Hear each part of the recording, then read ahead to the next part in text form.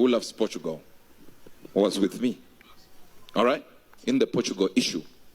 I was in Portugal with him. Right now, he just sent me a message, say, dead Portugal, please. I don't know.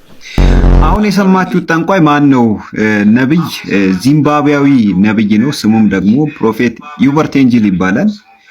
ለዚህኛው ሚራክል ተካ ለሚባለው የሀገራችን ጠንቋይ መንፈሳዊ አባት ነው። ፕላስ ደግሞ አካባቢ በጣም ውጊያ በዛብኝና ጥራ አካባቢ እንዲያልኩኝ እኔ አሁን ፕሮፌት እዩ ጩፋ ነኝ። እኔ በቃ እያልኩኝ ተጻልኩ እኮ ነው ብለው አሁን ለጠላቶች የምነግረው ለመናፍስቱ ዓለም ነው የምነግረው። እኔ አሁን ፕሮፌት ምክንያቱ የበቀል ሰው ስለሆንክ ማለት ነውና ነብዩ እዩ ጩፋ ነው በቃ አትችሉኝ እኔ በቃም ነገር እያልኩ ጸልያለሁ። እግዚአብሔርን ሳናገኘው አስቀድመን ያገኘናት ብትኖር ድንግል ማርያም ናት። ለዚህ ነው አባ ጊዮርጊስ ዘጋስጫ ምን ይላል? ድንግል ሆይ አንቺን የወደደ እግዚአብሔርን ወደደ። አረ እንዲህ አይደለም፣ እንደውም አንቺ ከወደድሽኝ እግዚአብሔር ይወደኛል፣ አንቺ ከጠላሽኝ እግዚአብሔር ይጠላኛል ይላታል። ደግሞ ሲናገር አይናችሁን ብትከፍቱ ጥሩ ነው። ለዓመታት እግዚአብሔር ደጋግሞ ሲናገር አይናችሁን ብትከፍቱ ጥሩ ነው። ግልጽ ቃል ልንገራችሁ፣ አቋራጭ መንገድ የለም። እኔ አልወድም። ሰማይ ደርሼ መጣው ተገልጠልኝ እኔ አልወድም። በጣም ደሜን ከሚያፈላኝ ምስክርነት አንዱ እሱ ነው። የጆዋ መጽሔት አደረጉት እንዴ? ይሄ ሄጄ መጣው ኮተቤ መሰለን። እኔ እንደዚህ የሚያቀልብ ዱር ተለብሶ የሚመጡ ልብሶች በጣም ያሳፍራሉ። እኛ እኮ ብረት ለበስ አይደለም፣ አይን ሄደበት ልብ ይሄዳል። ስድስቱንም ቀን እንደፈለጋችሁ መሆን ትችላላችሁ። ይሄ ከሚታየው ነገር በቃ ከብዙ አይነት ነገር እኮ አይምሮን እኮ ለማሳረፍ ነው የሚመጣው። መሸሸጊያ እኮ ነው። ገባችሁ? ሰላም የሆነ ሚዲያ ተከታታዮች እንደምን አላችሁ? በያላችሁበት የጌታ ጸጋ ከሁላችሁ ጋር ይሁን። ወንድማችሁ ዮናስ በደሉ ነኝ። እንደተለመደው በአዳዲስና በአጫጭር በአስተማሪ ቪዲዮዎች መጥቻለሁ። ለዚህ ቻናል አዲስ የሆናችሁ ሰብስክራይብ፣ ሼር በማድረግ እንዲሁም ደግሞ ይህንን ቪዲዮ ላይክ በማድረግ እንድትመለከቱት በጌታ ፍቅር ጠይቃለሁ። እስከ ፕሮግራሚ ፍጻሜ ድረስ አብራችሁን ቆዩ። መልካም ቆይታ። Son who loves Portugal was with me. All right? In the Portugal issue. I was in Portugal with him. Right now, he just sent me a message, say, dead Portugal, please. I don't know. Apparently, he doesn't like Messi. It happens in football. He's a footballer, so. አሁን የሰማችሁት ጠንቋይ ማን ነው? ነብይ ዚምባብዌያዊ ነብይ ነው። ስሙም ደግሞ ፕሮፌት ዩበርት ኤንጅል ይባላል። ለዚህኛው ሚራክል ተካ ለሚባለው የሀገራችን ጠንቋይ መንፈሳዊ አባት ነው። ፕላስ ደግሞ ይሄ ሚራክል ተካ የሚባለው ዘመናዊ ጠንቋይ ለዚህኛው ሰሞኑ ፌመስ ለሆነው ጃሉራ ሰኩምባ እያለ የነበረው ሰውዬ መገለጥ እያመጣ የነበረው ይሄ ልጅ ደግሞ የሚራክል ተካ መንፈሳዊ ልጅ ነው። እየተባዙ ነው ማለት እርስ በርስ እየተዋለዱ ነው። አንዱ ለአንዱ መንፈሱን እያዋረሰ ነው። የጥንቆላ መንፈሱን እያዋረሰ ነው። እነዚህ ሰዎች የክርስቲያኖ ሮናልዶ ሀገር የሆነችው ፖርቹጋል የዓለም ዋንጫን ታነሳለች፣ ለፖርቹጋል ኦልሬዲ ከመንፈሳዊ ዓለም ግሪን ላይ ተሰጥቷታል ብሎ ነው የመጀመሪያው ትልቁ መንፈሳዊ አባት ዚምባብዌ ላይ ያለው የተናገረው። የአፍሪካ ነቢያት አብዛኞቹ ይህንን ነገር ደምድመውት ነበረ። የሀገራችን ነቢያቶችም እየሞካከሩት ነበር። ግን ኢትስ ኦቨር፣ ማታ አለቀ ሁሉም ነገር። የክርስቲያኖ ሮናልዶ ሀገር ፖርቹጋልም ወደ ሀገሯ ተሸኘች። ኢትስ ኦቨር፣ አለቀ። ግን የነዚህ ጠንቋዮች ማነው ነቢያት ውሸት መቼም የሚያልቅ አይደለም። የድሮ ነቢያቶች መጽሐፍ ቅዱስ ላይ ያለው ነቢያቶች እግዚአብሔር ሰማይ ተከፍቶ እግዚአብሔርን በዙፋኑ አየሁት ይላሉ። ከዛ በኋላ እግዚአብሔር የሚነግራቸውን መልእክት ለህዝቡ ያስተላልፋሉ። እነዚህ ሰዎችስ አካውንትን ነው ቀድሞ የሚያዩት። መንፈሱ የሚያሳያቸው አካውንትህን ነው። የድሮ ነቢያቶች በመንፈስ ሰማይን ነው የሚከፍቱት። እነዚህ ደግሞ በመንፈስ መኝታ ክፍልን ነው የሚከፍቱት። መኝታ ክፍል እንደዚህ አይነት ቀለም ተቀብቷል ኡኡ ትላለህ። ሳሎን እንደዚህ አይነት ቀለም ተቀብቷል ኡኡ ትላለህ። የሚያወሩት መሬት፣ ራሳቸው አፈር፣ የሚናገሩት አፈር፣ ለሰዎች የሚሰብኩት አፈር፣ ሁሉ ነገራቸው አፈር፣ እዛ የሚመላለሰው ህዝብ አፈር፣ አስተሳሰቡ አፈር። እኔን ስናገር ምናልባት ቀልድ ሊመስላችሁ ይችላል። እነዚህ ሰዎች የሀገራችንን ህዝብ አስተኝተውታል። ከማን ሚሽን ተሰጥቷቸው እንደሆነ አላቅም። የሀገሪቱ ህዝብ ስላለበት ሁኔታ እንዳይረዳ አይኑን ጋርደውና አጨልመው በጥልቁ መንፈስ አሰራር እግር እጁን አስረው ተብትበው አስቀምጠውታል። የሀገሪቱን ህዝብ በቀላል እንዳትረዷቸው። ባይዘዌ እየተጫወቱ ያሉት ሚና በጣም ከባድ ሚና ነው እየተጫወቱ ያሉት። በእነዚህ ሰዎች ቅኝ የተገዛው ህዝብ ቁጥር ስፍር የለውም። በጣም ብዙ ህዝብ ነው። ይህ ህዝብ መንቃት አለበት። ካልነቃ በዚሁ ተኝቶ የሚቀጥል ከሆነ ሀገራችን የሚገጥማት ቀውስ የሚገጥማት መርገም ቀላል የሚባል አይደለም። ለነዚህ በየጥጋጥጉ በየጊዜው በግለሰብ ለሚፈለፈሉ ሶኮልድ ቸርቾች እውቅናና ሰርተፊኬት እየሰጠ ያለው ካውንስልም ቆሞ ማሰብ አለበት። ኢትዮጵያ ከአፍሪካ አይደለም ከዓለም ብዙ ሀገሮች ቀድማ ክርስትናን የተቀበለች ሀገር ናት። ቀድማ እስልምናን የተቀበለች ሀገር ናት። ጥንታዊ ክብራቸውን ጠብቀው የቆዩ ሃይማኖቶች ያሏት ሀገር ናት። ፕሮቴስታንቲዝም በራሱ በእንደነዚህ አይነት ወሮ በላና በእንደነዚህ አይነት ጨካኝ ሶኮልድ ነቢያት መለካት የለበትም፣ መሰደብ የለበትም። ፕሮቴስታንቲዝም የተከበረ ሃይማኖት ነው። ስለዚህ አንድ እምነትን አሰዳቢ ናቸው፣ ሁለት ደግሞ ሀገሪቷን በጥልቁ አሰራር ህዝቦቿን ተብትበው ይዘዋል። ህዝቡን መልቀቅ አለባቸው። እኛም ልንነቃ ይገባል። ይመቻችሁ። መልካም ቀን። ዋው የሚገርም መልእክት ነው። በጣም ተባረክ ወንድማችን። ከምንም ጊዜ በላይ አሁን ያለንበት ጊዜ በጣም እኛ አማኞች ክርስቲያኖች መንቃት አለብን። ምክንያቱም እነኛ ሐሰተኛ ነቢያቶች በምድራችን ላይ በጣም እየፈሉ ነው፣ እየተባዙ ነው፣ እየተስፋፉ ነው። ዋነኛ ምክንያታቸውና ዓላማቸው ደግሞ ቢዝነስ ነው። የራሳቸውን አጀንዳ የራሳቸውን ፕሮግራም ለመፈጸም ነው እንግዲህ እየተንቀሳቀሱ ያሉት ማለት ነው እንጂ እግዚአብሔርን ስራ እየሰሩ አይደሉም። እና የዚህ ነቢይ መንፈሳዊ ልጅ ሆነው ሚራክል ተካ እንግዲህ ታውቃላችሁ፣ ስለ እግር ኳስ ብዙ እየተነበየ ብዙ እየተሳሳተ አይተናል። ነገሩ ቢሳካ እንኳን እነሱ ዓላማቸው የእነሱን ነቢይነት ማረጋገጥ እንጂ ህዝቡን ማነጽ የእግዚአብሔርን መንግስት ማገልገል አይደለም። ምክንያቱም ፖርቹጋል ዋንጫ በላች አልበላች ለመንፈሳዊ ዓለም ወይም ደግሞ ለክርስቲያን አማኞች ምንም የሚጠቅመው ነገር የለም። ለራሱ ግን ይሄ እውነትም የእግዚአብሔር ነቢይ ነው እንዲባል ነው አይደለ? ነገር ግን የመንፈሳዊነት ወይም ደግሞ የነቢይነት መለኪያው ከእግዚአብሔር ድምፅ ለመስማታችንና ላለመስማታችን መለኪያውና ማረጋገጫው ነገሩ ስለተፈጸመ አይደለም። ነገሩ ለክርስቶስ አካል ይጠቅማል ወይስ አይጠቅምም የሚለው ጉዳይ ነው ዋናው ማለት ነው። ስለዚህ ወንድምናቶቼ መንቃት ያስፈልጋል። ለባካችሁ ነው። በባለፈ አካባቢ በጣም ውጊያ በዛብኝና ጥራ አካባቢ እንዲያልኩኝ እኔ አሁን ፕሮፌት እዩ ጩፋ ነኝ። እኔ በቃ እያልኩኝ ስጸልይ እኮ ነው የምለው። አሁን ለጠላቶች የምነግረው ለመናፍስቱ ዓለም ነው የምነግረው። እኔ አሁን ፕሮፌት ምክንያቱ የበቀል ሰው ስለሆንክ ማለት ነውና ነብዩ እዩ ጩፋ ነው። በቃ አትችሉኝ ምን በቃም ነገር እያልኩ ጸልያለሁ። ክብር ለኢየሱስ ይሁን። የእዩ አምላክ ነው ነው የፕሮፌት እዩ አምላክ እያልኩ እንደነገርኩ እንደዛ እያልኩኝ እዩን እላለሁ። መኝታ ቤት ሆኜ እዩን እልና ለስጸል ማርዶ ሰኪ ለባህዱ ነማስ በደግላለሁ። ኢየሱስ ጌታ እና በቃ ይሄ ነው በቃ ህይወቴ ራዱ ለባህዱ ነማስ እያልኩኝ አሜን። ከዛ ጥር ላይ ምን ሆነ ታሳስ መጨረሻ ላይ ህልም አየሁ። ህልም አይደለም ከሐዋሳ አንዲት ወዳጄ ልጠይቀኝ መጣ። ልጸልይላት ማሚ ጸልይልኝ ብላ መጣችና ቀኑን በጸሎት ዋልን። ማክሰኞ ቀን አደርን ተንበርክከን ግን እየጸለየን እያለ ራእይ አየሁ። ድንገት ያላሰብኩት አንተ ክፍለ ሀገር ትሄድና እላለሁ ሱፍ ለብሰ በጣም አምሮብህ። ክብር ለኢየሱስ ይሁን። ዛሬ እኔ ቀን ነው በእውነት እናቴ ጋር ነው የሚመስለኝ የድሮ ወንበር አለ እንግዲህ አሁን ዘመናዊ ስንት ወንበር እያለ እሱ ሰጥተው ፊት ለፊት ቁጭ ትላለህ። የአባታችን የሚባል ወንበር ነው ያለው የሚያምር እሱ ላይ ቁጭ ብለህ እናቴ በዛኝ ራእይ ነው ማየው ፋይሎች እንዳለ ለአንተ ታቀብልካለች። እሱ ኦርቶዶክስ ነች። እኔ በጣም ግን ትወዳለች። እኔ በዚህ በኩል ቁጭ ብያለሁ በዚህኛው ሳሎን እሷ ወደዚህ ሳሎን ነው።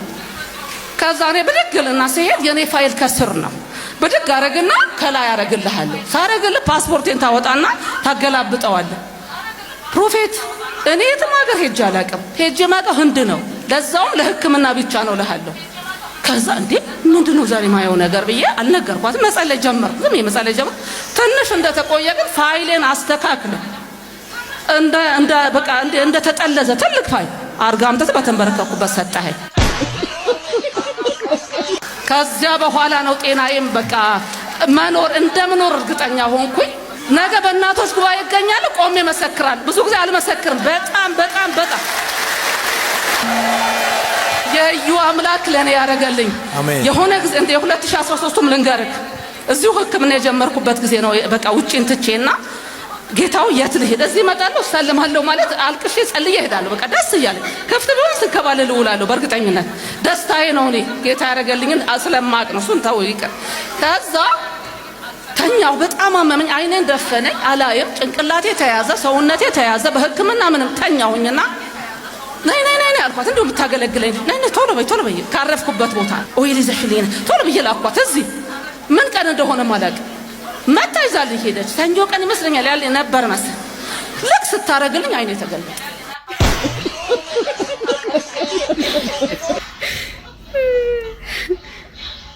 ኢየሱስ እማማ ምን ነው በዚህ እድሜዎት ቢረጋጉ ወደ ቸርች ቢሄዱ ቸርች ሄዱ የቸርች ሽማግሌዎች ጋር የቸርች አሮጊቶች ጋር ቁጭ በሉ እስኪ በክብር በዚህ እድሜው ቀሌት ወይ ቃለ ሕይወት ወይ ሙሉ ወንጌል ይሆናሉ። ይሄን ጊዜ ድሮ አርፎ ይቀመጡ። እረ ውርደት በዚህ እድሜ እንደዚህ አይነት ቅብጥርጥር። እኔ እኮ ቆርጬው እኮ መጀመሪያ አይኖትን ታመሙ። ከዛ እዩ ጩፋ ዳንኤል አንበሳው ጉድጓድ ተጣለ ምናምን ብሎ መልእክት አምጥቶ ተፈወስኩ አሉ። መልሰው እንደገና ደግሞ ዘይት፣ ከዛ ደግሞ አሁንም መልሰው ሌላ ጊዜም አይኖትን ይታመማሉ። ስለዚህ በሽታው በየጊዜው እየተቀያየረ የሚመጣ ነው። ፉል ቼክአፕ ያድርጉና ህመሞትንም ያስታመሙ ወደ ጌታም እየጸልዩ ቀሪ ዘመኖትን ከጌታ ጋር አሳርፉ። እንደዚህ ነው ውርደት ያምሩበት። እሺ እንግዲህ ይህንን ቪዲዮ እንዳያችሁት ነው። እጅግ በጣም የሚያሳዝን ነው። እንግዲህ ምዕመኖቹ እነኝህ ነቢያቶች ወይም ደግሞ ይህን ነቢይ ነኝ የሚለውን ወንድም እንደ ሰው ማሰብ ትተው እንደ መልአክ ወይም ደግሞ እንደ ኢየሱስ ክርስቶስ እርኩስ መንፈስን ማስፈራሪያ አድርገውታል። አያችሁ፣ እቺ ሴት ምንድነው ክፉ መናፍስትን ለማባረር ለማስፈራራት እኔ አሁን ፕሮፌት እዩ ጩፋ ነኝ ትለዋለች እና ጭራሽ ደግሞ በሌሊት በራእይ የመጣ ስራዋን የሚሰራው እዩ ጩፋ ሆነ ማለት ነው። እና እነኛ ሐሰተኛ ነቢያቶች እያፈሩ ያሉት ምን አይነት ምዕመናን እንደሆኑ ተመልከቱ። እነኚህ ምዕመናኖች ነገ እዩ ጩፋ በመንገድ ላይ አስተኝቷቸው በላያቸው ላይ እየተረማመድኩ ሊድ ቢላቸው እምቢ አይሉትም። አንዳንድ አፍሪካ ሀገሮች ላይ የምናየው የነቢያትን ድርጊት እነኛን ድርጊቶች አንጥተው አገር ውስጥ እናድርግ ቢሉ እነኚህ ምዕመናኖች እሺ ነው የሚሉት፣ ከአንዳንድ አይቃወሟቸውም። ምክንያቱም እነኚህ ነቢያቶች እነኚህ ሰዎች የተቀበሏቸው እንደ እግዚአብሔር ነብይ በቃ መካከለኛ ከእግዚአብሔር ሰምተው እንደሚናገሩ አድርገው ነው የሚያምኗቸው። ስለዚህ በጣም አስፈሪ ነው። ደግሞ ነብይ ነኝ የሚለውም እዩ ጩፋ እንዴት ተደሳስቶ በጣም በደስታ ፊት ነው እንግዲህ ንግግሯን ሲሰማውና ሲቀበለው የምናየው ማለት ነው። እና ምንም ነገር የሚያስተካክለው ነገር የለም። በቃ ተመችቶታል፣ ሙገሳው ተመችቶታል። እሱን የሚስሉበት መንገድ፣ ስለሱ የሚናገሩበት መንገድ፣ እሱን የሚያሞግሱበት መንገድ ተመችቶታል። በጣም እጅግ በጣም የሚያሳዝን ነው። ይሄ ነው የክርስትና ውድቀት። አሁን ባለንበት ዘመን እንግዲህ እያፈራን ያለነው ምዕመናኖች እነኝህ ናቸው። የሐሰተኛ ነቢያቶች መንፈሳዊ ልጆች ማለት እነኝህ ናቸው። እና እኔ ምን አይነት እንደሆነ አላውቅም። ነቢያት ምን የሚሉትም አጭበርባሪ፣ እነሱን የሚከተለው ምዕመናኖቹ አጭበርባሪ፣ ምን አይነት ክፉ መንፈስ እንደገባባቸው አላውቅም። እግዚአብሔር እንግዲህ እናታችን ከተያዝሽበት እስራት ከተያዝሽበት ክፉ መንፈስ እግዚአብሔር ነፃ ያውጣሽ። እንደውም ይኸውላችሁ እግዚአብሔርን ሳናገኘው አስቀድመን ያገኘናት ብትኖር ድንግል ማርያም ናት። ለዚህ ነው አባ ጊዮርጊስ ዘጋስጫ ምን ይላል? ድንግል ሆይ አንቺን የወደደ እግዚአብሔርን ወደደ። አረ እንዲህ አይደለም። እንደውም አንቺ ከወደድሽኝ እግዚአብሔር ይወደኛል፣ አንቺ ከጠላሽኝ እግዚአብሔር ይጠላኛል ይላታል። በሉላችሁም አንቺ ከወደድሽኝ ማን ይወደኛል? አንቺ ከጠላሽኝ ማን ይጠላኛል? ይሄ ድንቁርና ደግሞ በጣም ይገርማል። እንግዲህ ነገሩን እያከረሩት መጥተዋል። እኛ አባት እንዲያውም እግዚአብሔርን ሳናውቀውና ሳናገኘው የምናውቃትን ያገኘናትን ማርያምን ነው ብለው ወረፋሉ። ያው በተለያየ ስፍራ ላይ ሲናገሩ ሰምተናል። እንግዲህ ማርያምን እንደ ዓለም ፈጣሪ አድርገው እንዲያውም ከእግዚአብሔር በላይ ከፍ ከፍ አድርገው ብዙ ጊዜ በስብከታቸው ሲናገሩ እንሰማቸዋለን እኚህን አባትና ኦርቶዶክስ ቤተክርስቲያን ያው ምንም መጽሐፍ ቅዱስ አንባቢ ስለሌለ እኚህን አባት መገሰጽ የሚችል አንድም አባት የለም። እንዲህ ዝም ብለው በትምህርታቸው ድንግል ማርያምን ፍጡር እንደሆነች ሰው እንደሆነች በአንዳንድ አባቶች በአንዳንድ መድረክ ላይ ይናገራሉ። ነገር ግን በውስጥ ያሉት አንዳንድ መጽሐፍቶቻቸው ላይ ግን እንደምንመለከተውና እንደምናነባው ልክ እኛ አባት እንደሚናገሩት ድንግል ማርያም ሰማያትን በከዋክብት ያስጌጠች፣ ምድርን በአበባ ያስጌጠች እንዲያውም ፈጣሪ እንደሆነች፣ አንዳንዶች በድፍረት ሲናገሩ ደግሞ የሞቶ የተሰቀለው ስጋ እንኳን የፈሰሰው ደም እንኳን የድንግል ማርያም ነው ብለው በዚህ ልክ የክህደትን የምንፍቅናን ጥግ አሳይተውናልና ይህ ከባድ የአጋንንት ትምህርት ነው። እንግዲህ ድንግል ማርያም በብዙ ኦርቶዶክሳውያን ልብ ላይ ጣዖት ነች ማለት ነው። አያችሁ፣ አምላክ ነች። ክርስቶስን ሸፍናለች፣ እግዚአብሔርን ሸፍናለች። እሷ ከሁሉ በላይ ከፍ ከፍ ብላ ተቀምጣለች። የኦርቶዶክሷ ማርያም እንጂ የመጽሐፍ ቅዱሷ ማርያም ስርዓት ያላት ጨዋ፣ ስለ ጌታችን ስለ ኢየሱስ ክርስቶስ መድኃኒትነት የመሰከረች ጌትነት የመሰከረች ትሁት እናት ናት። መጽሐፍም እንደሚናገር ያመነች ብፅዕት ናት የተባለች ጌታን በልቧ ያመነች እናት ነችና ከእንደዚህ አይነቷ ጣዖት ከሆነችው ማርያም ወደ ክርስቶስ ኢየሱስ ወንጌል እንድትመጡ በጌታ ፍቅር ጥሪን አስተላልፋለሁ። ደግሞ ሲናገር አይናችሁን ብትከፍቱ ጥሩ ነው። ለዓመታት እግዚአብሔር ደጋግሞ ሲናገር አይናችሁን ብትከፍቱ ጥሩ ነው። ግልጽ ቃል ልንገራችሁ፣ አቋራጭ መንገድ የለም። ሾርት ዌይ የለም፣ ሾርት ከት የለም። መንፈሳዊ ነገር እንደ ማንኛውም ጤነኛ ነገር ቁመት፣ መንፈሳዊ ቁመት፣ መንፈሳዊ ነገር እያደገ የሚሄድበት እንጂ ሾርት ከት የለም። ክርስቶስን ወደ መምሰል መቀየር የእድሜ ዘመን ጉዞ እንጂ ሾርት ከት የለው። በአጭር አቋራጭ የሆነ ነገር የሆነ ጊዜ ላይ የሚያስከፍለው ዋጋ አለ። አሁኑኑ ዛሬውኑ ለምን በጌታ መደሰት አንጀምርም? በሌለን ነገር ለምን አንጀምርም? ባልሆነው ነገር ለምን ዛሬ በጌታ አንደሰት? ለምንድን ነው ዛሬ ማንጀምረው? ክርስትና በጌታ ሳይደሰቱ በጌታ ሙሉ ደስታ ልምምዱ ሳይገቡ በትንቢት በሚመጣ ነገር ወይም በሆነ አቋራጭ ነገር የሚመጣ ደስታ አለ ብለህ የምትጠብቅ ከሆነ ሰዓት እየተቃጠለ፣ እድሜህ እየባከነ፣ ጊዜህ እየተቃጠለ። ጀስት አሁን ጀምር በጌታ መደሰት። አሁን ጀምር በተፈጸመልህ ነገር መደሰት። አሁን ጀምር በማዳኑ ደስታ ደስ ይበል። ያ የልጆች በረከት ነው። ያ የልጆች እንጀራ ነው። እግረ መንገድ የሚጨመርልህ ነገር ነው። እግዚአብሔር ሲፈልግ የሚሆን ነገር ነው። ሲፈቅድ የሚሆን ነገር ነው። ካልሆነም በቂ የደስታ ምክንያት አለ። በቂ መጽሐፉ እንደሚል የማዳንን ደስታ ስጠኝ እንዳለ በመዳናችሁ ደስ ልትሰኙ ያስፈልጋል። የጎደለን ይሄ በክርስቶስ ልናገኝ የሚገባንን ደስታና ሐሴት ነው በትንቢት ውስጥ በሚገኙ ነገሮች ስንለቃቀም የምንለው። ስለዚህ ያመለቃቀም መጨረሻ ላይ ብዙ ነገር ያስለቅመናል። እውነት ለመናገር የወንድማችን የዳዊት መልእክቶች በጴንጤ በሚባለው የሃይማኖት ጎራ ውስጥ ራሳችን ነኝ ብለን ምናምን ከሆነ ልንቀበለው አንችልም። ሊጥመንም አይችልም። ኦርቶዶክስም ከሆነን ልንቀበለው አንችልም። ደስ አይለንም። ስብከቱ፣ ትምህርቱ ደስ አይልም። ነገር ግን ከሃይማኖተኝነት መንፈስ ወጥተን ለእውነት ብቻ የቆመንና ለእውነት የምናደላ ከሆንን ጴንጤም ነኝ ብለን ብናምን ችግር የለውም። ነገር ግን ለመገሰጽ ትክክል ያልሆነውን ነገር ትክክል አይደለም ብሎ ለመቀበል ካመንን መልእክቱ በጣም ጥሩና ጠቃሚ ነው ብዬ አስባለሁ። ለኢትዮጵያ ቤተክርስቲያንም ደግሞ እጅግ በጣም ጠቃሚ የሆነ ትምህርት ነው። አሁን ደግሞ በእርግጠኝነት እንደ ወንድማችን አይነት ወንድሞች ባይኖሩ እነኛ ሐሰተኛ ነቢያቶችን ጠበቅ አድርጎ ረገጥ አድርጎ የሚቃወም በሚዲያ ላይ ተሰሚ ከሆኑ አገልጋዮች ውስጥ እንደሱ አይነት ወንድሞች ባይኖሩ ዛሬ ላይ እንግዲህ እነኛ ሐሰተኛ ነቢያቶች አንድ ምዕመን ሳይቀር ጠራርገው እንደሚወስዱ እርግጥ ነበር። ነገር ግን አንዳንድ ቦታ የሚቃወሟቸው ሰዎች፣ ክፉ ስራቸውን የሚቃወሙ ሰዎች የምናገኘው የወንድማችንን አይነት መልእክቶች የሚሰሙ ሰዎች ናቸው ብዬ ነው የማስበው። እና አሁንም እግዚአብሔር እንግዲህ ለሁላችንም ማስተዋል ይስጠን። ገለልተኛ ሆነን እንድንሰማ አይምሯችንን ሰፋ ማድረግ አለብን ማለት ነው። ባይዜ እኔ አልወድም። ሰማይ ደርሼ የመጣሁት ተገልጠልኝ እኔ አልወድም። በጣም ደሜን ከሚያፈላኝ ምስክርነት አንዱ እሱ ነው። ነጭም ይሁን ጥቁር እኔ አልወድም እንዲህ አይነት። ምክንያቱም እሱን አንድ ልጁ ተረከው ነው የሚለው ዮሐንስ። ሌላ ሊተርክልኝ የሚችል የለም። የጆዋ መጽሔት አደረጉት እንዴ? ይሄ ሄጄ መጣሁ ኮተቤ መሰለን። እኔ እንደዚያ የሚያቀልብኝ የእግዚአብሔር መንግስት የሚያቀልብኝ ሰው አልወድም። እኔ ደስ አይለኝ። በቃ ሄድኩኝ፣ አየሁ። ወገኖቼ ለምን ትመልሰኛለህ አልኩት። አንተ እየሄድክ እየመጣ የምትነግረኝ ከሆነ እኔ ምን ይሰራልኛል? አትመልሰኝ። ደግሞ በቪዲዮ እየተቀረጸ ሱራቸው ያሏቸው ይችና ነገራቸው እሱ ደግሞ በቪዲዮ ተሰጥቶ የሚለው ነገር ነው የሚገርመኝ። ወይ አቤት አቤት አቤት! ኧረ ተው! ኧረ በጌታ ኧረ ተው! ኧረ ተው! ኢየሱስ ይመጣል።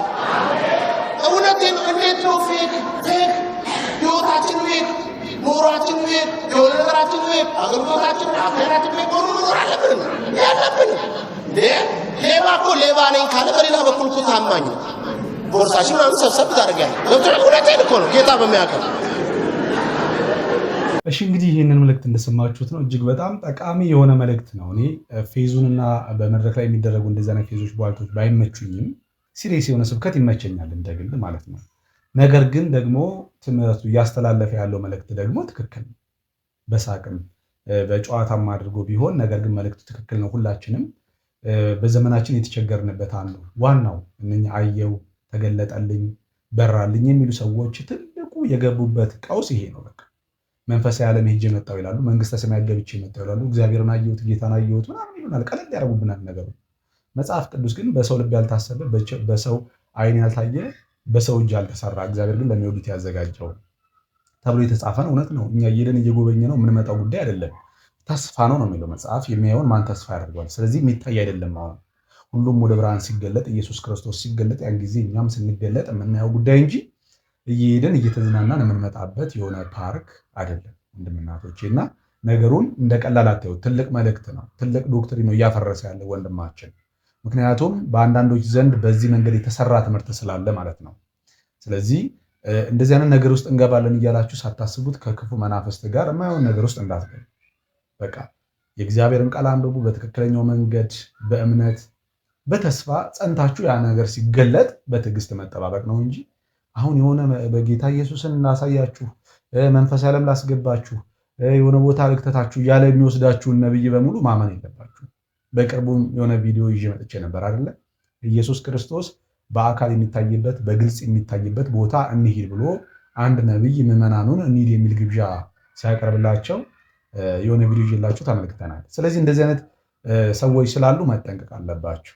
የራት ግብዣ የምትገቡ የምትመስሉ የእውነት 3 ሰዓት እኮ ነው ቸርች ላይ ምን ቆየው አይደል?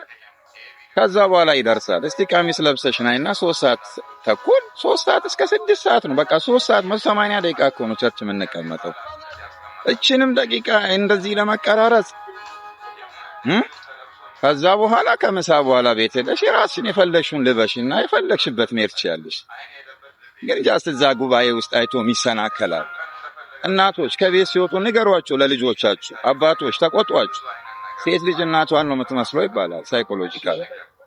የፕሮቴስታንት እምነት ተከታይ እህቶቼ አትቀየሙ። ይሄ ቪዲዮ ምናልባት ሊያስከፋችሁ ይችላል። ሁሉንም ሳይሆን አንዳንዶቹ አባቶችም እያያችሁ ዝም አትበሉ። እግዚአብሔር በኃላፊነት ያስቀመጣችሁ ይህን ትውልድ የሰጣችሁ የእውነት እሁድ ተለብሶ የሚመጡ ልብሶች በጣም ያሳፍራል። እኛ እኮ ብረት ለበስ አይደለም። አይን የሄደበት ልብ ይሄዳል። 6ቱንም ቀን እንደፈለጋችሁ መሆን ትችላላችሁ። ይሄ ከሚታየው ነገር በቃ ከብዙ አይነት ነገር እኮ አይምሮን እኮ ለማሳረፍ ነው የሚመጣው። መሸሸጊያ እኮ ነው። ገባችሁ? የሆነ መሄጃ አጥቶ በቃ ነገር ግራ ሲገባው እኮ እስቲ ልረፍ ብሎ የሚመጣ አለ። ለአምልክ አምላኬን ብሎ የሚመጣ አለ። ቸርች ምን መጣው ከብዙ ነገር ጭንቀታችን፣ ሐዘናችንን ለሱ ልናወራው ልናመሰግነው የተደረገለት ሊያመሰግን የሚመጣ አለ። ሌላው ደግሞ ሸክም የከበዳችሁ አይደለም ይለው ብዙ ሸክም ይዞ የሚመጣ አለ። በቃ 7ኛው ቀን አርፈን በቃ እግዚአብሔርን ልናመሰግን እንጂ የእናንተን ሁማኔርና የእናንተን ታይትልና አይደለም እንመጣው። አድቡ እንዴ! የእውነቴን ነው። በጣም ያሳፍራል።